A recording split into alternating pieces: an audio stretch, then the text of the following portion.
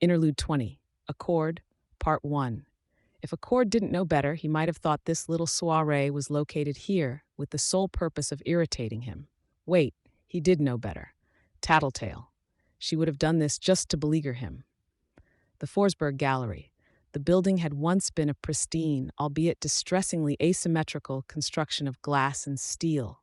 Now it was a shattered ruin. There was little rhyme or reason to the design, and navigating was something of a chore. To his right, as he ascended a staircase, there was a wing that jutted out from the side of the building, 6 stories up, like an architectural tumor. With the damage done by Shatterbird's attack, the only glass that remained in the building was scattered across the floor like a winter frost. The offending growth on the side of the building had sustained some damage, more likely a consequence of the vibrations than damage from the glass itself, and the reinforcements that had been made to shore it up only served to make it uglier. Inelegant, unbalanced. His power immediately began supplying answers and solutions. He was on his guard, and the first thoughts to his mind were of offense and harming others. As clear as if he were seeing it for himself, he could see a pendulum, disguised among the steel frame of the building, swinging from a point above, and he could hear the sound of steel on steel, like a sword being drawn from its sheath, only at 12 times the scale. With the appropriate design, the impact would be clean, almost muted. His enemies, isolated within the wing, would make more noise, screaming as the reinforcing struts and the rivets holding intact beams to the larger structure were shorn away. The end result would see his enemies dead and the building improved, more balanced. 10 minutes to draw up the blueprint. 80 to 100 minutes of labor, depending on the skill of the craftsman. 245 minutes of labor if he did it himself, and the result would be stronger, better, and more efficient if he did. $1,400 plus salaries. Impractical. Getting his enemies into the area would be hard, impossible if they had any intelligence at all. He dismissed the thought, but others were already flooding into place. Him and his 2 ambassadors in the offending wing, connected to nearby buildings by an arrangement of steel cables. Not one pendulum, but 7. One pendulum would cut the tumorous wing free. It would swing out on the steel cables between the 2 buildings. With the right angle, it would swoop between the 2 nearest buildings. The right mechanism, and one cable could come free at the right moment, allowing a change of direction. They wouldn't even lose their balance, as the angle of the floor and centripetal force kept them steadily in place. With attention to details, they'd even be able to step free of the platform, as though they were departing a ski lift. The wing would then slingshot into the rubble of a nearby building, cleanly disposed of. The Forsberg Gallery would be pulled apart, steel cut from steel by the shearing blades of the pendulums, the weight and movement of the mechanisms serving a second purpose, by magnifying the damage, pulling individual pieces free of one another, and setting the complete and total destruction of the building into motion. The unseemly Forsberg Gallery would crash to the ground with many of his enemies inside, while he and his ambassadors watched from the point where they'd disembarked. He loathed making messes, but cleaning up after the fact was so very satisfying, whether it was mopping up the gore or seeing the lot cleared of debris. 32 minutes to draw out blueprints for the pendulums and work out the sequence needed for best effect. 300 to 340 minutes of time to set it up. He could estimate costs north of $11,000, not counting salaries. None of the materials were particularly expensive in and of themselves, and he had any number of businesses in his pocket where he could acquire those materials at a significant discount. Somewhat more practical, but impossible. He didn't have the time to set it up, not for tonight. It made for an elegant image, if nothing else, somewhat soothing. No sooner had he turned away from the idea of violence than other thoughts were forcing their way into his mind's eye. The outstretching wing being transformed from an edificial cyst to a bridge, with similar connections networking the entire city, each bridge and connection point changing individual points of design into a series of gradients. Architectural styles and building heights would change from a stuttering, jilted progression to something flowing, a seamless wave. Accord closed his eyes briefly, doing what he could to shut it out.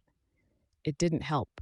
He had a sense of the building as a whole, could imagine reconfiguring it, removing the parts that jutted out and using them to fill gaps towards the building's center mass. He'd worked with his power to see things through the various lenses of viability: money, resources, time, personnel, but that was almost a detriment now. He opened his eyes to search for something to take his mind off of the irritating aspect of the building's design, but he saw only glass shards, discordant in how they had fallen throughout the building. Some had been swept out of the way by people who'd taken up residence in the gallery, but the heaping, lumpy piles of glass, dust, and debris weren't any better. He caught a glimpse of a soggy sleeping bag and the scattered contents of a supply kit and wished he hadn't looked. Images rifled through his mind. A network of wires, drawn taut by a weight plunging through the elevator shaft, moving in concert to sweep the glass shards and signs of human life into the elevator shaft. The same wires would catch his enemies, mangling them as they were cast down after the rain of glass. Between the long fall and the thermite that could reduce the mess to a fine, clean ash, even more durable capes wouldn't be walking away. No, it wasn't constructive to think this way. On the uppermost floors, plexiglass and a large volume of water, mixed with a high concentration of carbon dioxide and a sudsing agent, sweeping through the building, staggering it so the water from the highest floor could clean away the soap, rearranging the glass shards into a kaleidoscopic, citrine, Othello, he spoke, interrupting his own train of thought. Distract me. I'm not so comfortable with this vantage point, Citrine said. The climb only tires us out, and the vantage point doesn't suit any of our abilities. It puts us in a weak position. Sir, Othello whispered. Sir, she belatedly added. A cord was ascending the stairs just in front of her. It might normally be impossible, but here it was easy, to turn and deftly slice her throat with the folded blade within his cane. Quiet, efficient. He stopped partway up the staircase and faced her, saw her unharmed and unhurt. His citrine, young, blonde, wearing a goldenrod yellow evening gown and a gemstone-studded mask. Her hair was immaculately styled, her makeup flawless, with a yellow lipstick that matched her outfit without being garish. Accord's left hand folded over the right, both resting on top of the ornate cane. She stopped, glanced at Othello beside her. I'm sorry, sir. Everything and everyone in the appropriate place, he said. Not just in terms of physical position, but socially. Courtesy and acknowledgement of status are pivotal. I know, sir. It's not an excuse, but I was tired from the walk and the climb, and I was thinking of strategy in case we were ambushed. I will endeavor to do better, sir. We all have to do better. We must all strive to improve. A step backwards is a tragic, dangerous misstep. Yes, sir. As if he were watching himself on film, he could see himself pushing her down the stairs. Not so steep a fall as to kill her, but the pain would enforce discipline, and the act of discipline would both help drive the point home for her and quiet his own thoughts. But the bruises, cuts, any broken bones, her inconsistent attempts at suppressing any sounds of pain as she joined him on the trek to the upper floor, it would only make things worse. More disorder. The thoughts were so sharp they were difficult to distinguish from reality. He shifted his hold on his cane, staring into her eyes. She still stood before him. With just the fractional movement of his hands, there was a change in her body language. Muscles in her neck and shoulders grew more taut. Her breathing changed. She said, Sir. Shh, he said. She fell silent. His left hand cupped her chin, his eyes never leaving hers. More of a reaction, her eyes flickered, moving mere millimeters as she strained to maintain eye contact. He could feel the warmth of her breath on his wrist as she exhaled slowly, the faintest of movements against his hand as she shifted her weight to stay absolutely still. His thumb brushed against her cheek, soft. He knew she dedicated an hour every morning to caring for her skin, another hour to her hair. Unlike hers, his gaze was unwavering, assured. In his peripheral vision, he could see her chest rise and fall. He wasn't a sexual creature, not in the base, animal sense. The idea of intercourse, it didn't appeal, the mess of it. But she was a thing of beauty nonetheless. He could appreciate her from an aesthetic standpoint. Citrine had shifted out of place, though. A square peg, just askew enough that it wouldn't slide into the hole designated for it.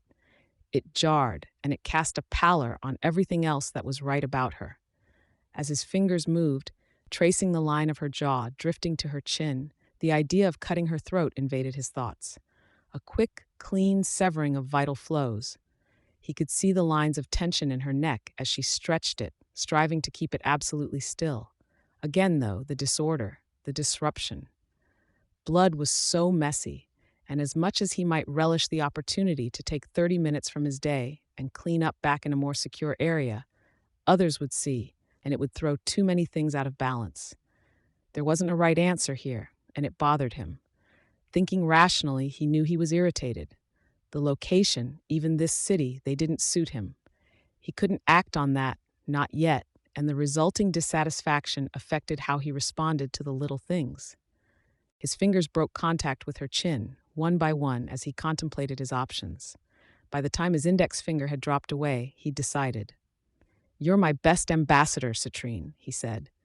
She was breathing just a bit harder than she had been as the tension that had drawn her entire body tight was released. A flush touched her cheeks as she responded, "Yes, sir.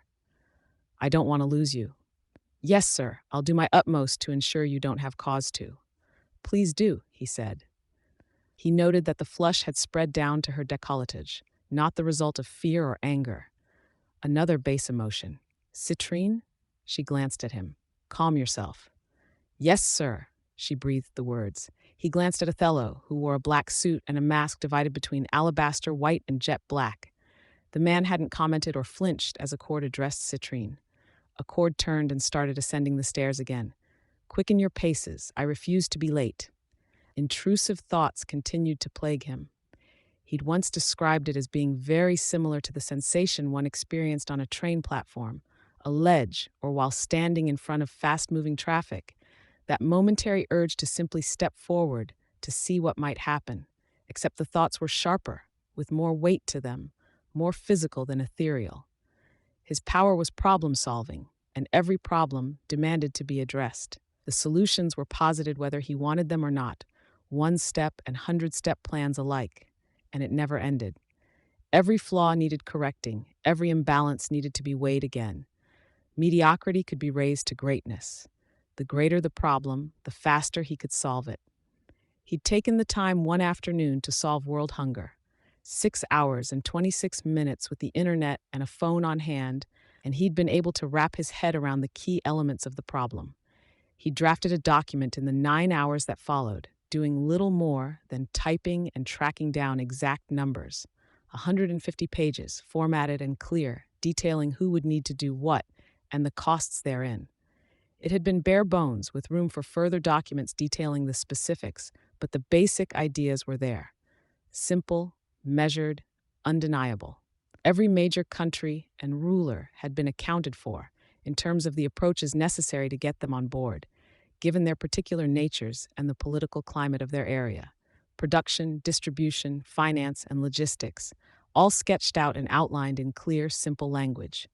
18 years, $3.1 trillion. Not so much money that it was impossible.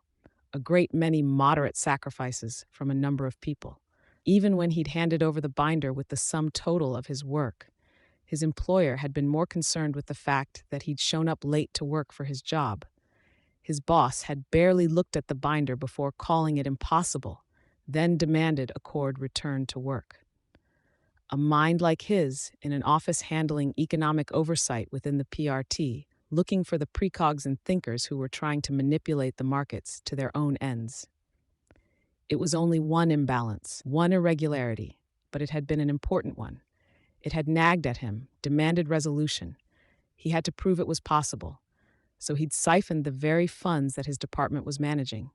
It hadn't been hard to redistribute some of the wealth that the villains and rogues were trying to manipulate, one ambiguous evil for the sake of an undeniable good. He covered his tracks flawlessly. In the process, he failed to account for the full breadth of his newest coworkers' talents. Thinker powers interfered with one another, and despite his ability to work with that particular drawback, even helped them to work in concert, the clairvoyant had found him out. He'd been caught, jailed, and subsequently freed by the jailbreak specialist he'd contacted well in advance. Here he was, years later, Nobody he'd contacted had taken to his ideas, and government after government had failed to thoroughly read the documents he sent them. Nobody raised the subject of his work to the United Nations or any major political body. They were too interested in maintaining the status quo. His plans weren't observably closer to fruition, but he had contacts and he had wealth, and that went a long way. He would take the slow, steady path to victory. The binder relating to world hunger had been expanded on, with the addition of further binders to detailing the specifics. Other sets of binders had joined it, each relating to a major issue: disease, population, government, energy, and climate. He spent an hour and a half every morning ensuring that everything was up to date with recent changes to the economy and international politics. The recent altercation with the Slaughterhouse Nine in Boston had been a setback, but he remained confident. 23 years to see it all through. 23 years to bring the world into order. Everything was a step towards those ends. Even this, as much as the setting and the people grated. They reached the top floor and came face to face with the teeth. 7 parahumans, wearing costumes that bristled with blades, spikes, and spines. They managed to wear the trophies of their defeated enemies without looking primitive. Teeth, eyes, desiccated body parts, and bones were worked into their costumes, a collective theme that promised aggression and violent retaliation for any slight. Accord tightened his grip on his cane. He itched to end them. His mind burned with hundreds of ideas on how to do it. Traps, ploys, ways to set them against one another, or ways to use the other people in the room against them. The teeth didn't get in his way as he led his 2 ambassadors around the periphery of their group.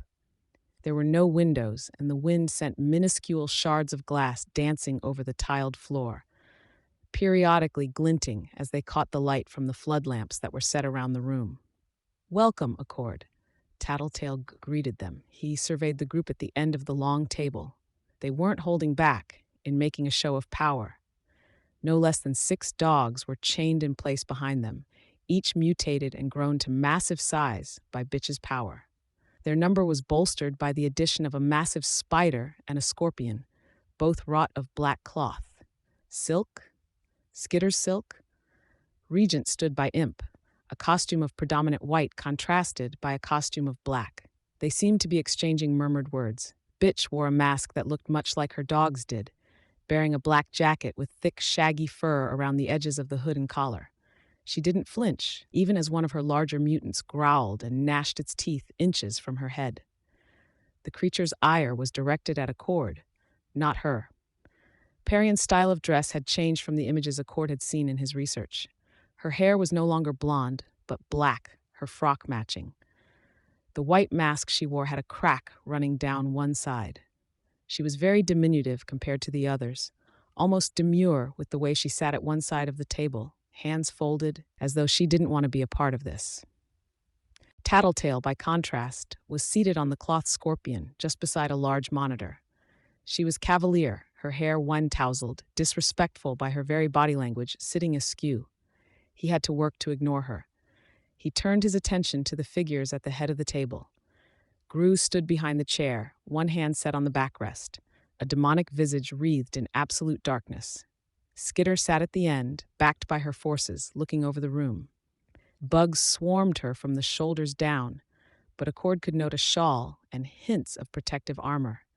Neither the yellow lenses of her mask or the expanse of black cloth that covered her face gave any indication of her mood or expression. Either the images that he'd seen had been misleading, or she'd done some work to her mask, making the mandible-like sections of armor that ran forward from her jawline sharper and more pronounced. Dismissing Tattletale's greeting, Accord spoke to Skitter. "We finally meet. Good evening." "Good evening," she said, her voice augmented by the accompanying buzzes and drones of countless bugs in the area. "Have a seat." He took a seat midway down the length of the 12-foot table, and his ambassadors sat on either side of him. The Fallen must not have been terribly far behind him, as they arrived less than a minute after he did. Valifor and Eligos. Valifor wore a delicate-looking mask without eyeholes, a woman's upper face with closed eyes. Beneath the mask, he had a sly, perpetual smirk with tattoos that colored his lips black and extended from the corners. The ink depicted fangs poking from thin lips that nearly reached his jaw, the points alternating up and down.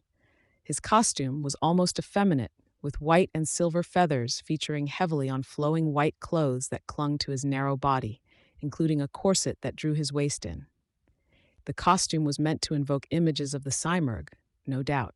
Crass. Elago's costume wasn't so fine, suited more for a brawl, but it, too, conjured up thoughts of an endbringer, the behemoth. Obsidian horns that swooped back over his head, heavy armor that resembled rhino hide in texture, and claws built into his gloves.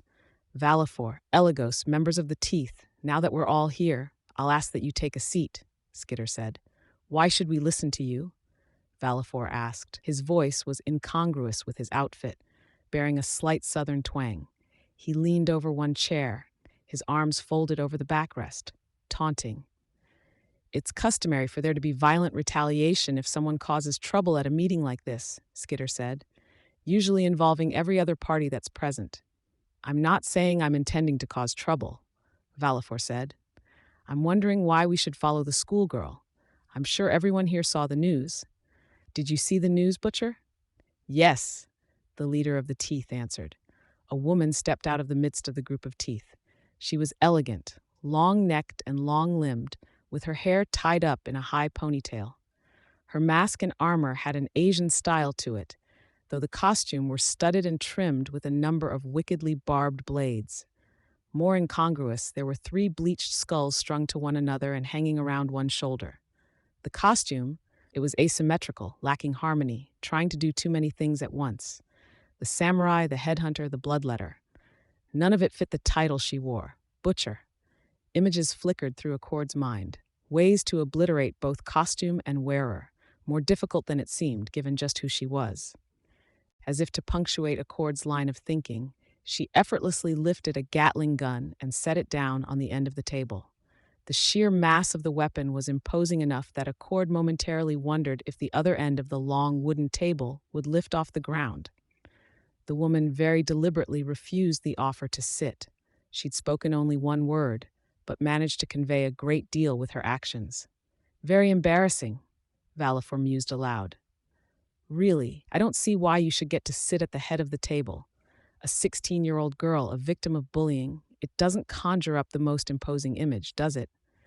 If everyone agreed to suspend the usual rules, I would be more than happy to go head-to-head with your group, Skitter replied. Of course you would. You outnumber us. Just me, Skitter answered him. That's so? Valifor smiled, considering. Accord surveyed the situation. Valifor was a stranger, less in terms of his ability to hide, and more in his ability to engage in subterfuge. He had only to look on a target with his naked eye, and the fight was over. It was no small wonder, really, that he'd styled himself after the Simurgh. The effect was all too similar, in how the victim was often unaware of what had happened until it was too late. Yet Skitter didn't seem to mind. Was it a decoy? An empty costume? No. A trap? Accord studied the area around Valifor. What would he do with her abilities? He saw it, almost invisible except where the light caught it at the right angle. Threads surrounding Valifor, trailing from his corset, his elbows and knees. They were all trailing in the direction of the window. If they were pulled taut, Valifor would be dragged outside. Depending on how well they held, he'd either dangle or fall to the street below. Valifor, Accord spoke, the layers of his mask shifting to emulate his smile. Trust me when I say you already lost the fight. Is that so? I won't spoil the conclusion if you're eager to see this through. One less threat to worry about. But if I may offer my own opinion, I think the response she gave, given the situation, was eminently reasonable. I gained respect for her, seeing how it unfolded. Then you're a fool. Regardless, I won't condone fighting here. It sets a bad precedent. Yes, Butcher said. Valifor frowned. That's that then, Skitter said. Accord studied her.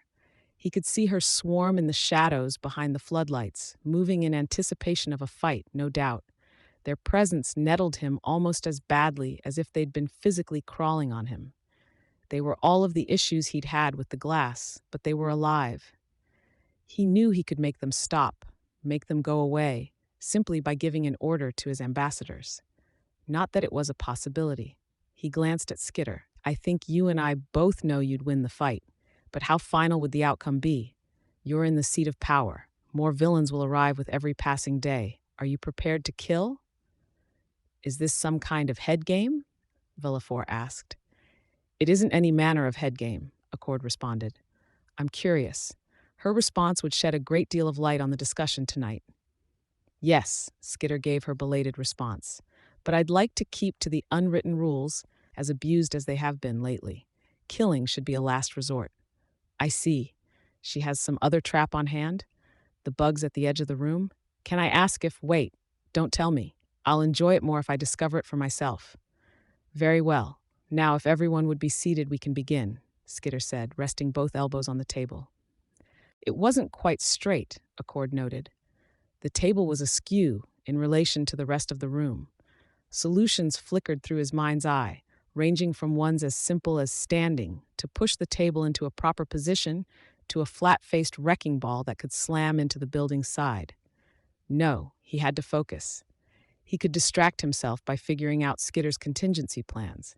Butcher seemed to come to a decision, but that was normal for her, to take some time, ruminate, to discuss, for lack of a better word. She sat at the end of the table opposite Skitter. She was tall enough to be seen head and shoulders over the massive gun. Her followers didn't sit, but stood in a half-circle around her, a mirror to Skitter's own group. Villefort, Skitter spoke, and her voice was more ominous, hinting at the sheer number of bugs lurking at the edges of the room. Either take a seat or leave. Villefort glanced over the room, then shrugged, as if he didn't care anymore. Sitting. Eligos followed his cue, and Accord realized Skitter's contingency plan in the next instant. Silk wasn't just attached to Villefort, to him, even. She'd connected Silk to the furniture, the table. She could drag the table with the silk lines, each laid out to fit in the gaps between tiles, nearly invisible.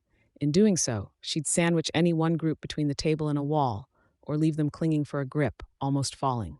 How would she drag it? Another mutant dog? Some counterweight? Regardless of the answer, Accord felt oddly pleased with himself. The danger posed by this trap didn't even concern him. Let's talk business, Skitter said. Whether you like it or not, the Undersiders have prior claim on this city. A matter of a week and a half, Villefort said. Prior claim, Skitter repeated herself. We have rules, and if you bend or break these rules, we'll be forced to act. I've already discussed your rules with Tattletale, Accord said. You had your chance to accept the terms we were offering then. Now the rules we're stipulating have changed. No killing. Cross that line and we kill you. Several members of our team are capable of doing that without you knowing we're anywhere nearby. If you're lucky, Imp slits your throat with you none the wiser, or Regent has one of your underlings stab you in the back and you go quick. If you're unlucky, Bitch's dogs tear you to shreds, and it's a long, drawn-out, painful process.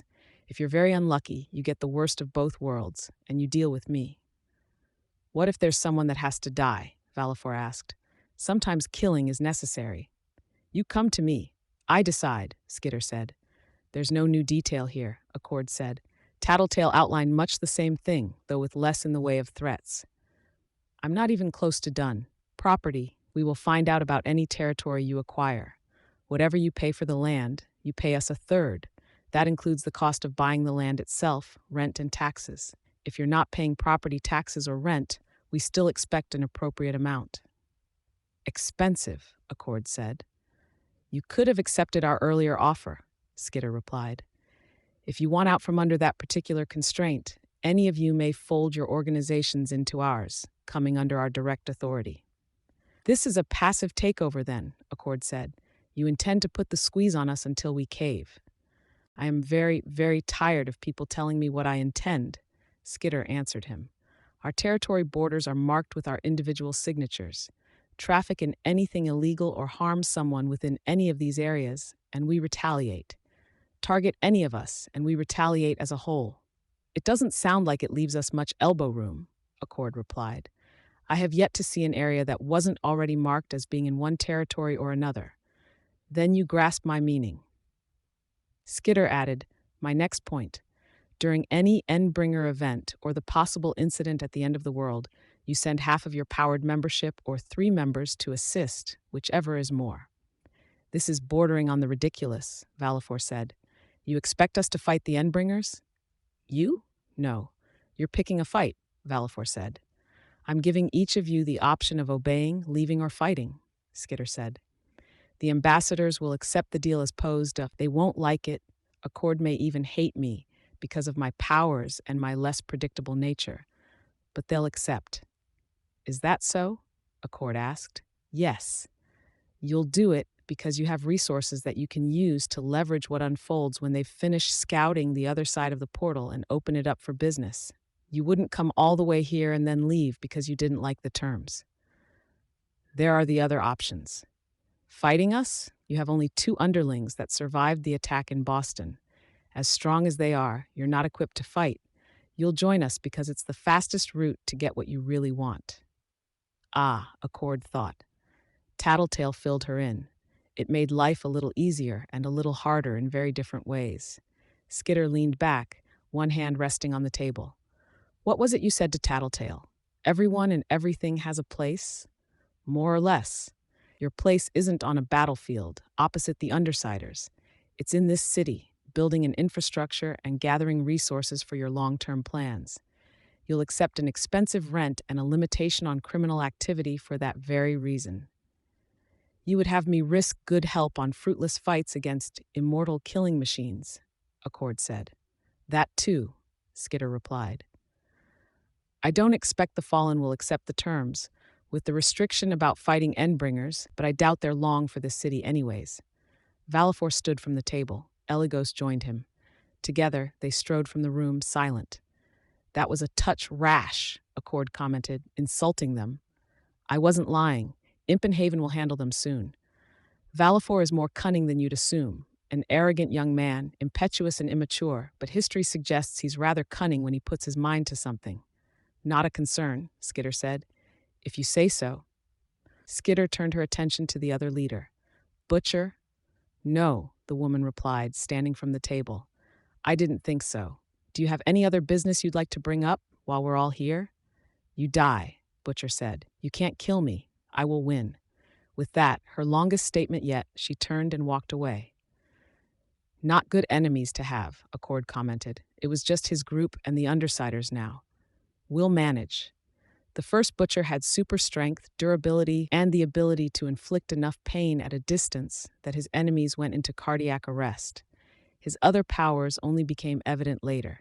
He was killed by a subordinate, and the man who would later be known as Butcher 2 inherited a fraction of his powers and a share of his consciousness. Butcher 3 inherited it too, along with a share of 2's powers and consciousness, Tattletale said.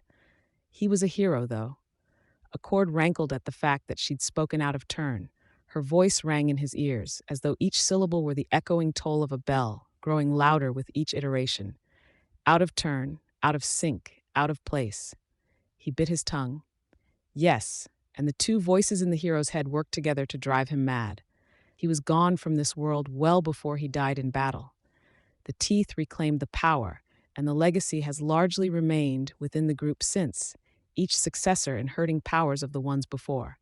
The voices and consciousnesses only work with rightful heirs, members of their group who challenge the leader and beat him in a fair match.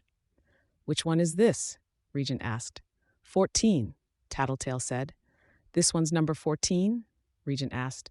Which means she's got 13 sets of powers. Another one, speaking out of turn, Accord thought. Citrine was giving him a sidelong glance. He met her eyes, shook his head fractionally. Tattletale answered, only a small share of each power. Don't forget she's got 13 voices in her head, giving her advice and helping her work stuff out, and all the powers she brought to the table besides. Her attacks don't miss. She imbues them with an effect which means they bend space so they strike her target. Bullets turn in midair, swords curve. All means she's pretty much guaranteed to hit you if her attack reaches far enough. She hopped down from the scorpion's head and walked around the table until she was opposite Accord. One by one, the Undersiders who'd been standing behind Skitter found seats. The other groups had left, and they were making themselves more at home now. Regent put his boots on the table, right in front of Imp, who pushed them away, overly familiar, presumptuous. Accord closed his eyes for a moment, The table was unbalanced now, in a metaphorical sense, but it felt very real. I don't recall anyone giving you leave to sit. Tattletale raised her eyebrows. I don't recall anyone giving you permission to complain. Our territory, our house, our rules. I could kill you. Car bombs, other traps. I could manipulate the heroes into going after you. When I direct my ambassadors, they win their fights. You'd break in the face of what I could do, the pressure I could inflict, everything and everyone in the world suddenly a threat, with me pulling the strings. He drew in a deep breath. Too much at stake to say such things. In his most patient tone, as though he were speaking to a well-meaning but misguided 8-year-old, he explained, I'm talking about the way things are meant to be, Tattletale, understand? Tattletale bristled as though he'd slapped her. Enough, Skitter said. Her voice was quiet. The silence that followed was both surprising and relieving. She had control over her subordinates. Good. It took a measure of talent to exert control over such disturbed individuals. He studied the girl. She was composed, despite the fact that less than 12 hours had passed since her identity had been revealed to the world. And her bugs. It had grated how disordered they had been. But now that he was looking at the ones she wore like a second layer of clothing, he could see how they were ordered, all in formation.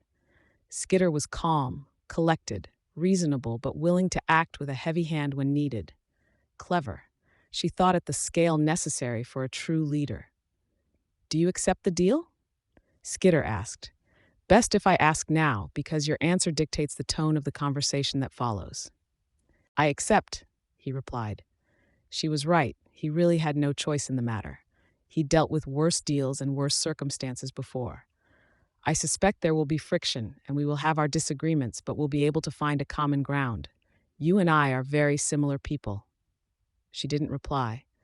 The silence yawned, and his fingertips twitched involuntarily, dangerously close to the trigger that would turn his cane into a weapon. In saying that, he said, doing his best to remain level, I was inviting a response. And I was taking a second to think before giving it, she responded, starting a sentence with a conjunction. He grit his teeth and smiled, his mask moving to emulate the expression. Beg pardon. Let's talk about details, Skitter said. Interlude 20, Accord. Part 1. The city is too dirty, too disordered. The thoughts were intruding again, oppressive, insistent. They were at the point where they were repeating, cycling back on one another. He'd have to do something to break the cycle. It could be time spent at a workbench, sorting out the projects in his binders, or eliminating some of the more chaotic elements. Murder was out, but there were other options. He'd sent capes to the Yangban before. It was more constructive than killing, cleaner. It also built relationships with the CUI. Talk, he said after too many long minutes of silence. We can take them, sir, Othello said. Any one group we could handle, but not two groups at once. I agree, Accord said. Do you think you could handle them if things went sour? With little trouble, sir. The only ones I'd wonder about are Tattletale, Imp, Valifor, and 14, Othello replied. Imp and Valifor, your stranger powers against theirs, makes for a troublesome fight. Imp is the one I would worry about first. Unpredictable, impossible to track. I'm suspicious my power cancels hers out, sir. My other self saw her get close to Butcher. I think she had a weapon. Interesting. Citrine? I don't know, sir. Forgive my saying so, but a lot of people have thought they could handle the Undersiders, and they were wrong. I don't know how my power would interact with theirs. Very true. Sensible. I'll need to recruit, regardless of whether we encounter them. Focus on the teeth and the fallen for the time being. Yes, sir, the pair echoed him. Skitter and Tattletale, he thought. They were the real issues for him. Tattletale's power might have seemed similar to his own, but it was almost the inverse. He'd heard himself described as falling somewhere in between a thinker and a tinker, and perhaps that was apt. It was how he applied his power, starting with the end result and building backwards, and the designs that he fashioned that were so tinker-like. But his real ability was as a thinker, involving planning, awareness, and ideas beyond the reach of the unpowered. He hoped it wouldn't come to that, but he had to plan for every contingency. They'd reached their accommodations, a newly built office building. He owned the two uppermost floors and was buying the floors beneath as the owners agreed to the sales. Soon he would have it set up his way with escape routes and traps to target his enemies. "Othello," he said. "Yes, sir. Send the 5 first-tier employees with the best grades to my room. I expect them in 15 minutes." "Of course, sir. Once you're done, retire for the evening. Rest well," he said. "There are big things on the horizon." "Yes, sir," the 2 ambassadors echoed him. Only 2. It wasn't enough. He settled in his room. Too much of the furniture was pre-made. He preferred things he had made himself, cleaner, simpler. He knew where it had all come from, knew how it was put together. Accommodations he had crafted himself were as soothing as the outside world wasn't. The 5 employees arrived right on time. Satisfactory. He opened the door to his room and invited them in. 3 men, 2 women, immaculate, all in proper business attire. His vetting process was strict, and each step up the ladder required both his invitation and the employee's acceptance. Each step required them to prove their worth, to face progressively more stress and heavier workloads, and to hold themselves up to his increasingly exacting standards of perfection. It might have made for reality television if it weren't for the blood that was shed along the way. Theirs and others. "You are being promoted," he said. "After tomorrow, you will be my ambassadors, my representatives to the rest of the world." The displays of emotion were well hidden, but they were there. They were pleased. That is all. Wordless, the 5 marched out of his room. Withdrawing his cell phone, Accord dialed a long-distance number. He smiled a little at that. He wasn't much for humor, but it had its places. The ringing stopped, but there was no voice on the other end. "Accord, Brockton Bay." The doorway opened at one end of his room. His hair stirred as air pressure equalized between the 2 planes. The numberman stood on the other side, in the white hallway with white walls. 5 vials, of the same caliber as the last set, same price. "Done," the numberman said. "Where do we stand?" "It's promising, but I wouldn't make any guarantees." "Of course, everything's progressing according to plan, then?" Accord nodded once. "As well as we might hope. We lost Coyle, but the undersiders may serve as a model in his absence." "Good to know. I'll inform the doctor." The gateway closed. Accord sat down on the end of the bed, then lay back, staring at the ceiling. Coyle had been the focus of the test, unaware. The man had also been Accord's friend, the one who'd sold him the PRT databases. His death had been a tragic thing on many levels. There were few men Accord considered worthy of being his friend. Now it hinged on the undersiders. They'd taken up Coyle's legacy, after a fashion. And just like Coyle, their ambitions fell in line with Cauldron's. The organization's hopes rode on them and their decisions. Accord's hopes rode on them, his 23-year plan, saving the world from the worst kind of disorder. In the end, they were responsible for billions. Not that he could tell them or change his actions in respect to them. It would defeat the point. Everything and everyone had their respective places in the grand scheme of things. For one 16-year-old, the decisions she made in the immediate future would have more impact than she imagined. It all came down to whether she could embrace this new role and whether the city could embrace her in turn. Accord drifted off to sleep, his weary mind grateful from the respite from the endless assault.